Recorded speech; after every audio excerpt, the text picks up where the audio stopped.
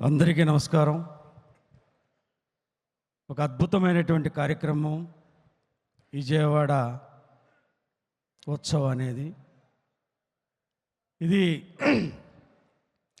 చాలా వ్యయంతో కూడుకున్నటువంటి కార్యక్రమం, చాలా కష్టమైనటువంటి కార్యక్రమం. దీనిని సాహసవంతంగా నిర్ణయం తీసుకున్నటువంటి మన గౌరవ పార్లమెంటు సభ్యులు కేసినేని చిన్ని గారికి మనందరం గట్టిగా చప్పట్లు కొట్టి వారిని అభినందించాలి. నవరాత్రులంటే రాష్ట్ర నలుమూలల నుంచి, దేశ నలుమూలల నుంచి వస్తూ ఉంటారు.